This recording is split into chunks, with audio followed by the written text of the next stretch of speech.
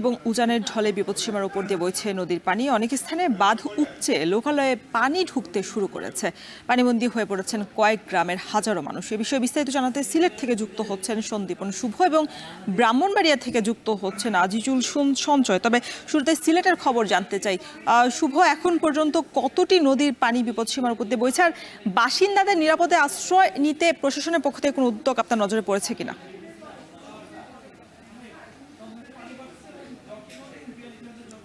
রওশন, আমি এই মুহূর্তে রয়েছি সিলেটের সীমান্তবর্তী এলাকা জকিগঞ্জে এবং জকিগঞ্জ উপজেলার সদর ইউনিয়নের মোমিনপুরে আমরা রয়েছি এবং আপনি দেখতে পাচ্ছেন আমার ঠিক পিছনে লোকালয়গুলা সবগুলোই কিন্তু পানিবন্দী হয়ে পড়েছে। প্রায় এখানের শত শত গ্রামবাসী কিন্তু এখন পানির সাথে যুদ্ধ করছেন এবং সেই যুদ্ধটি গত কয়েক বছর যাবৎ কিন্তু এই এলাকার মানুষ করছেন এবং পানির তীব্র স্রোত আমরা দেখতে পাচ্ছি। এখানে প্রবল স্রোতের মধ্যে দিয়ে তারা লড়াই করে যাচ্ছেন এবং আপনি যেমনটি প্রশ্ন করেছিলেন, সিলেটের কিন্তু প্রায় 11টি পয়েন্টের প্রায় অর্ধেকের বেশি পয়েন্ট কিন্তু এখন বিপদসীমার উপর দিয়ে প্রবাহিত হচ্ছে। আমি একটু তথ্য জানিয়ে রাখতে চাই, আমলশীদ যে পয়েন্ট রয়েছে সেই আমলশীদ পয়েন্টে কিন্তু আমরা দেখেছি যে কুশিয়ারার যে পানি সেটি কিন্তু বিপদসীমার 184 সেন্টিমিটার উপর দিয়ে প্রবাহিত হচ্ছে। এর পাশাপাশি যদি আমি কানাইঘাটের সুরমা পয়েন্টের কথা বলি, সেটিও কিন্তু 84 সেন্টিমিটার উপর দিয়ে প্রবাহিত হচ্ছে।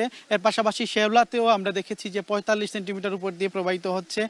এর পাশাপাশি যদি আমি অন্যান্য পয়েন্টের কথা বলি, সুরমা কুশিয়ারা ছাড়াও ধলাই এবং সারি নদীর পানিও কিন্তু বিপদসীমা ছুঁই ছুঁই করছে। সিলেট নগরীতেও যে সুরমা বয়ে গেছে সেটিও কিন্তু বিপদসীমা ছুঁই ছুঁই করছে এবং পানি উন্নয়ন বোর্ডের তথ্য মতে কিন্তু প্রায় অর্ধেকের বেশি জায়গায় কিন্তু এই অবস্থা সৃষ্টি হয়েছে। এবং আমি জকিগঞ্জে যেখানে রয়েছি সেটির অবস্থাও কিন্তু অত্যন্ত নাজুক বলা চলে। গতকাল রাতে যে ঘটনাটি ঘটেছে সেটি হচ্ছে রাত 3টার দিকে হঠাৎ করে কুশিয়ারার যে ডাইক, সেই ডাইকটি ভেঙে যায় এবং লোকালয়ে প্রবল বেগে পানি প্রবেশ করতে থাকে এবং এক পর্যায়ে এলাকাবাসী খুব চেষ্টা করেন ভোর থেকে এবং সকাল পর্যন্ত তারা অব্যাহতভাবে চেষ্টা চালিয়ে যান। তবে তাদের একটি ক্ষোভ রয়েছে, তারা বলছেন যে আসলে পানি উন্নয়ন বোর্ড সহ স্থানীয় সরকার সহ অনেকে কিন্তু এখানে এসে তাদের যে কাজ করার কথা প্রতি বছর তারা একটা আশ্বাস দেন, কিন্তু সেই আশ্বাসই তাদের পূরণ হয় না এবং যে কারণেই কিন্তু আপনি দেখতে পাচ্ছেন বানবাসী হয়ে পড়েন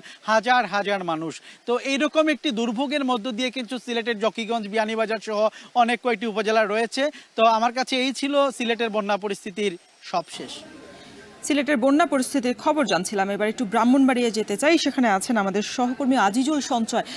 সঞ্চয়, জানাবেন যে এখন পর্যন্ত কতটি গ্রাম প্লাবিত হয়েছে, সেখানকার সবশেষ কি পরিস্থিতি দেখছেন?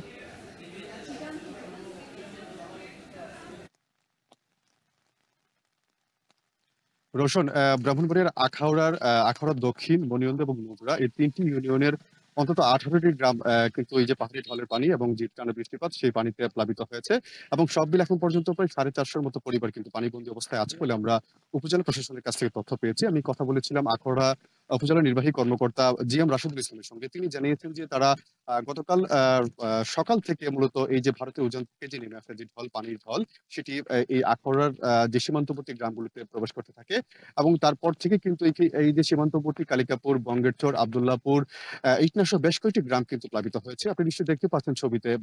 আমি এখন হচ্ছে আখাউড়া স্থল বন্দর সংলগ্ন যে কালিকাপুর গ্রাম সেখানে আছে। সেখানে কিন্তু আমরা দেখেছি যে আজকে সকালে কিন্তু অর্থাৎ গতকাল মধ্যরাত থেকে কিন্তু বৃষ্টিপাত হয়নি, যার ফলে কিন্তু সকাল থেকে পানি কিছুটা কমতে শুরু করেছিল। তবে আবার আপনি নিশ্চয়ই রোশন এখন দেখতে পাচ্ছেন এখন কিন্তু বৃষ্টি হচ্ছে, গুড়ি গুড়ি বৃষ্টি।